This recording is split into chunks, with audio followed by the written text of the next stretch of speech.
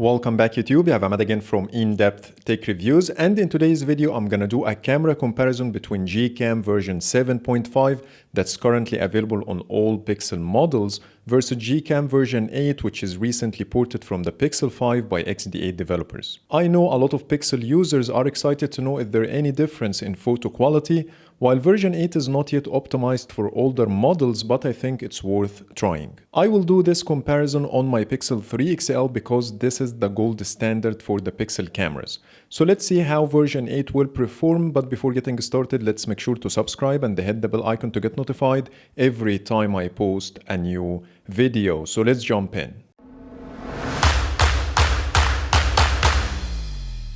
I will start with the landscape shots, and here's the first image. As you see, the most noticeable difference is in the white balance. When you look at the sky, you will see version 8 produced a warmer tone compared to version 7, which is different from the Pixel 3 trend that I got used to. It looks similar to the Pixel 4 photos that usually has warmer white balance compared to the Pixel 3.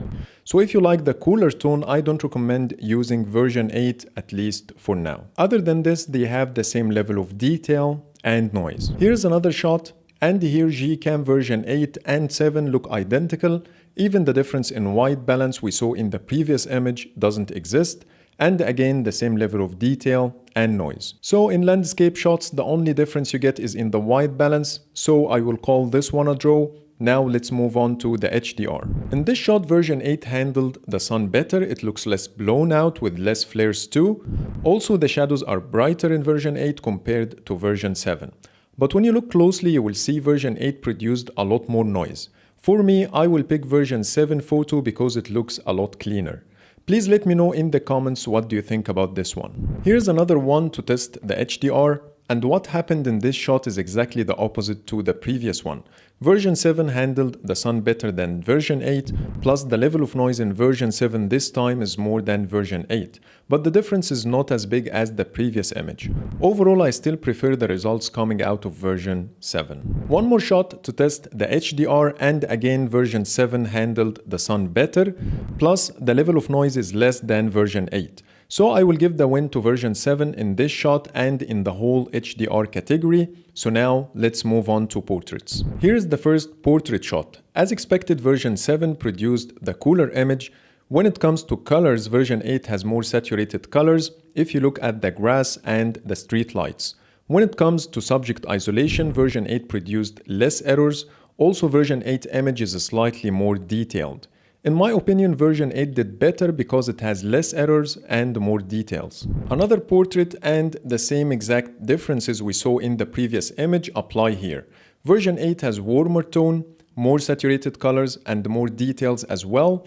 I couldn't spot any significant difference in subject isolation, but once more I see version 8 did better, so the win goes to version 8 in portraits using the back camera. Now let's see a portrait using the front-facing camera. This time it's a day and night difference. Version 8 did so much better. The subject is well exposed, no flares like in version 7. It has plenty of details and the subject isolation looks cleaner. The only advantage version 7 has is in dynamic range. The background is better exposed, but definitely the subject is more important in a selfie, so it's an easy win for version 8. And if you wonder about the normal selfies, it's exactly the same thing as portraits. So now let's move on to the zoom. In this image, both are set to 7x zoom, and I clearly see version 8 did better because the image looks more detailed with better colors, while version 7 produced a washed out image with less details. And that's exactly the same in the second image. The text looks cleaner and more readable in version 8. So GCam version 8 is the clear winner in the zoom category.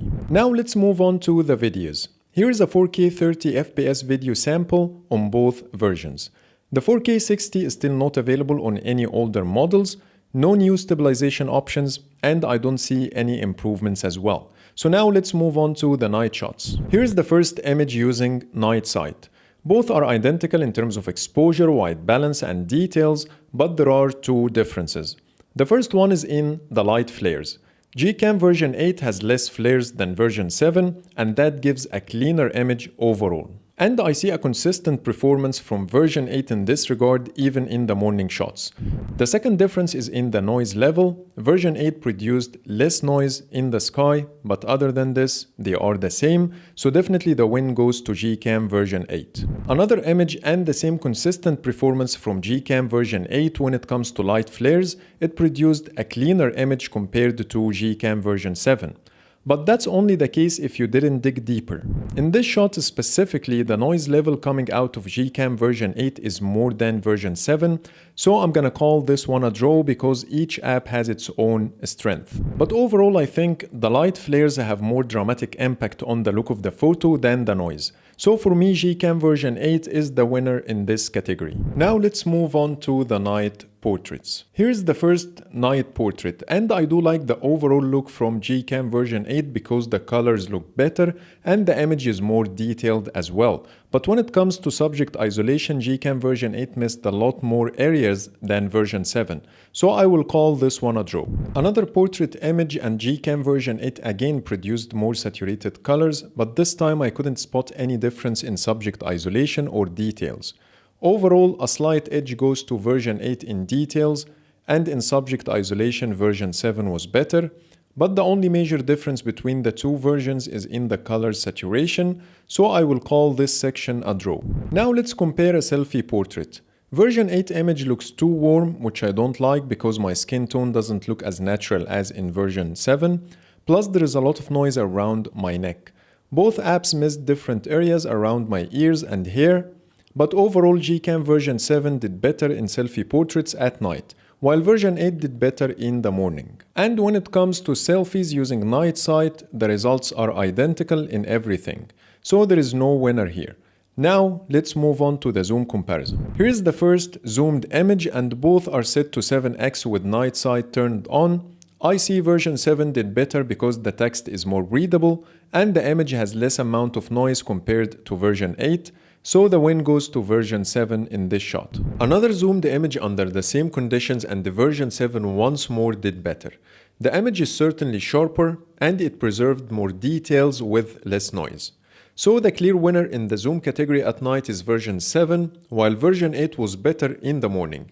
Now let's move on to the astrophotography. I'm gonna only compare one photo in this category because there is only one difference between the two versions, which is the sky color. GCam version 8 produces a darker blue color compared to version 7, and that increases the contrast and makes the stars pop out more in the shot. But it's a matter of taste which one you like more. Now let's move on to the final category. Here is a 4K 30 frames per second video on both apps, and I can see version 8 did better in stabilization. The impact of my steps was more obvious in version 7 footage, while version 8 kept everything smooth. So the win goes to GCam version 8 in this category. And that was my comparison between GCam version 8 and the current stable version 7.5 on the Pixel 3 XL. If you think version 8 enhanced the camera quality and you want to know how to install it on your Pixel device, you can check my previous video by clicking the card showing now on the screen and jump to the section called Pixel 5 Camera App How to Install. This video will also show you how to get Pixel 5 Launcher, Pixel 5 wallpapers, and the new Recorder app if you are interested in any.